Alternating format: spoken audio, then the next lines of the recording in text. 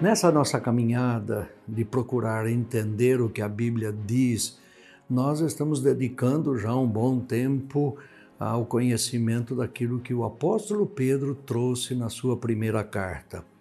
Lá você tem os nossos vídeos a respeito de todas essas palestras que já foram feitas e você também tem a possibilidade, inscreva-se lá, notifique para receber as novas gravações. Hoje, dando continuidade, nós estamos no capítulo 1, versículo 2. E acompanhe aí a leitura que vou fazer do texto bíblico. Eleitos segundo a presciência de Deus Pai, em santificação do Espírito, para a obediência à aspersão do sangue de Jesus Cristo, graça e paz vos sejam multiplicadas. Gostaria aqui de deter-me nesta expressão, segundo a presciência de Deus Pai. Eu fico imaginando o apóstolo Pedro conversando com as pessoas e falando às pessoas a respeito do Evangelho do Senhor Jesus Cristo. Isto, relatado em Atos, significa que eles assentavam-se em alguns lugares, não tinha banco, cadeira, nada, eles se assentavam e estavam conversando. Então Pedro era um daqueles que ia trazendo o conteúdo que ele havia recebido do próprio Senhor Jesus Cristo.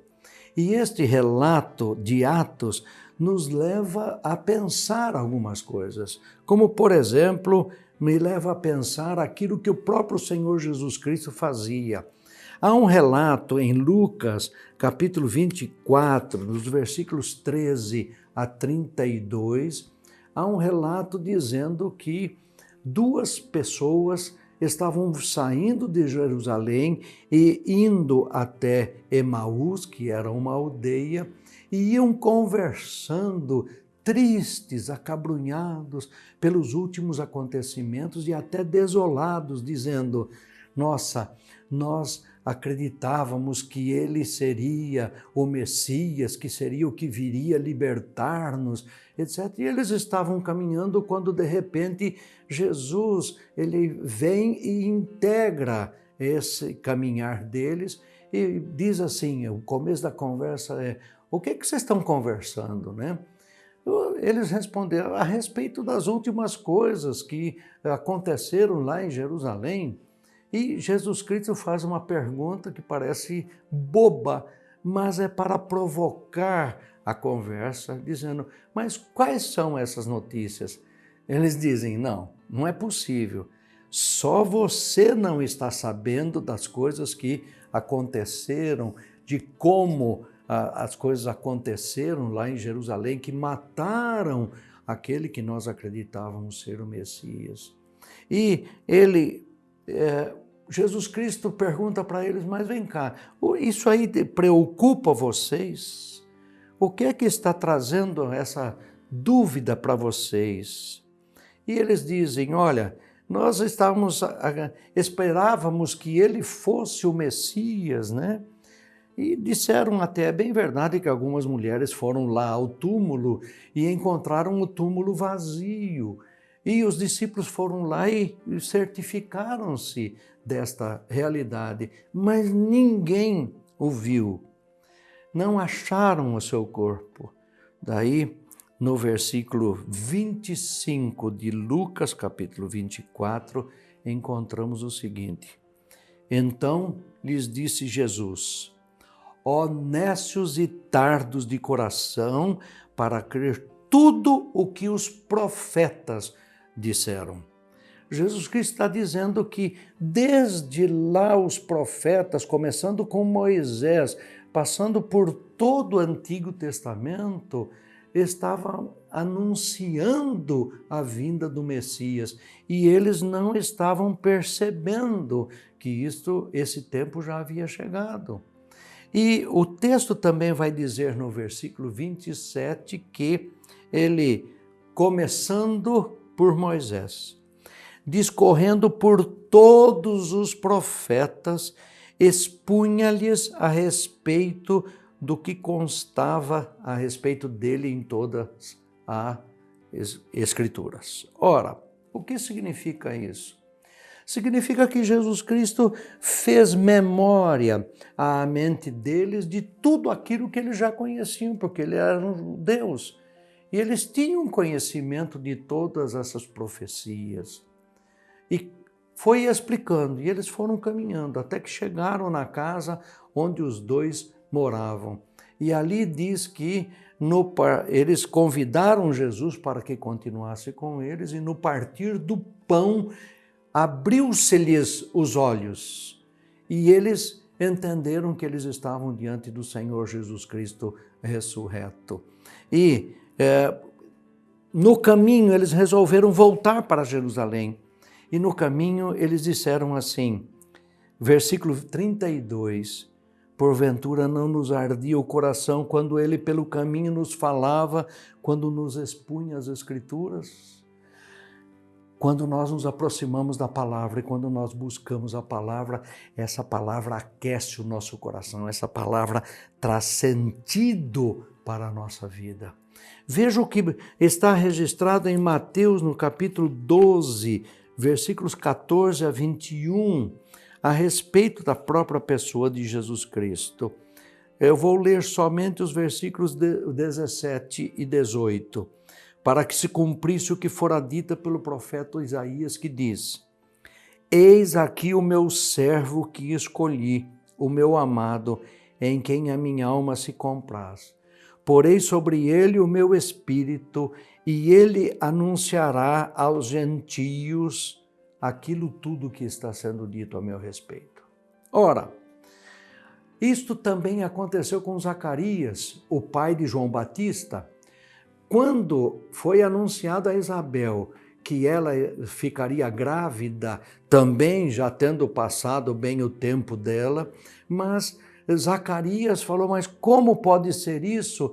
Deus disse, você vai ficar mudo, e você vai ficar mudo até o dia em que seu filho nascer. Quando João Batista nasceu, Zacarias faz um cântico e de louvor a Deus pela vida daquela criança, mas tem um trechinho que diz o seguinte, versículo 70 de Lucas, capítulo 1, como falou pela boca dos seus santos profetas desde o princípio do mundo. Ora, não há novidade absolutamente nenhuma em termos de trazer o anunciar da vinda do Messias.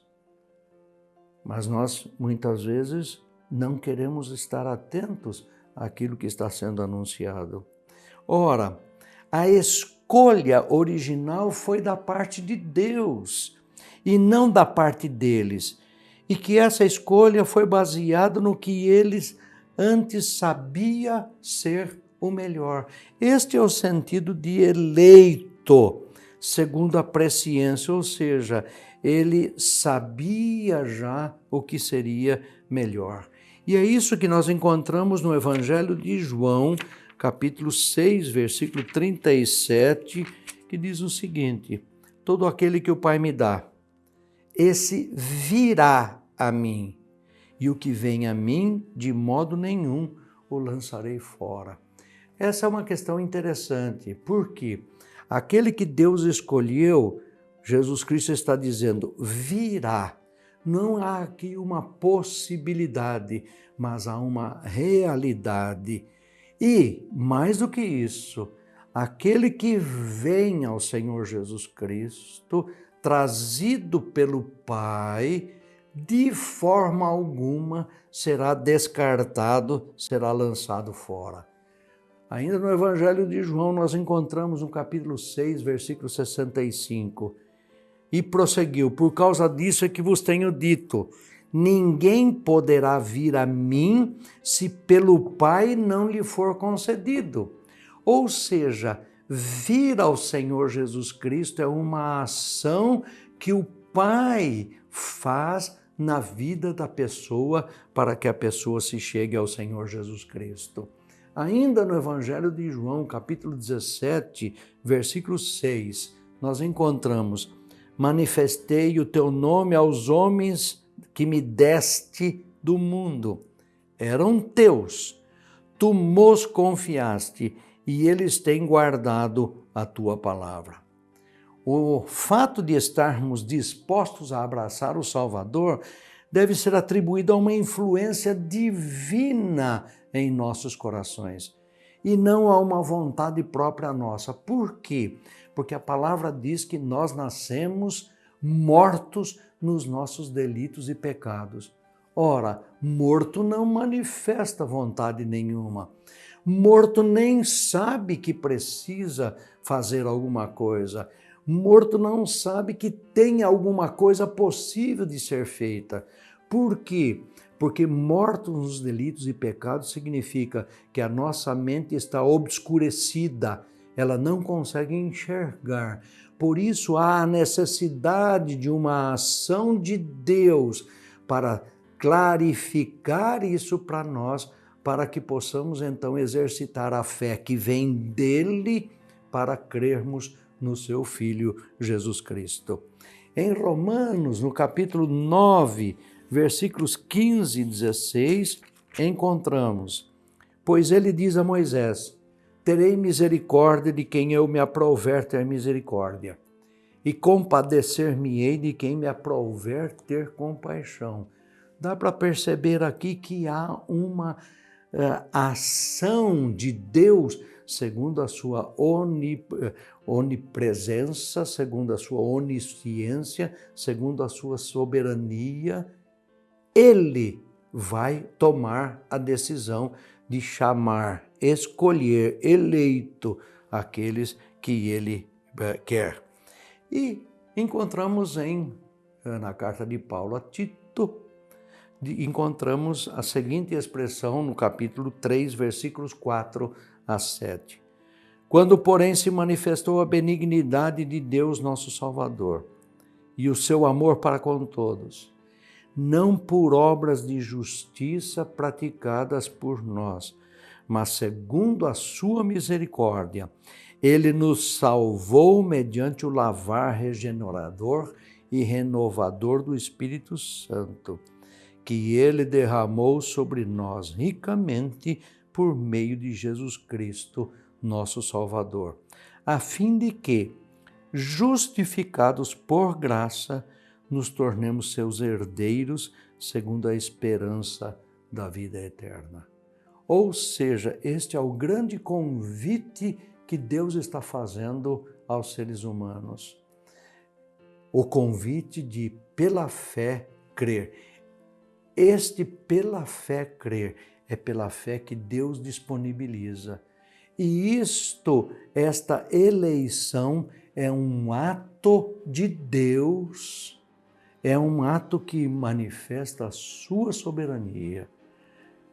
Ouvindo você a sua voz e tendo o seu coração aquecido por esta palavra, nós dizemos: sim, eu creio que Jesus Cristo é o Filho de Deus. É este convite que a palavra de Deus te faz. Seja bem-vindo a este novo viver em Cristo Jesus.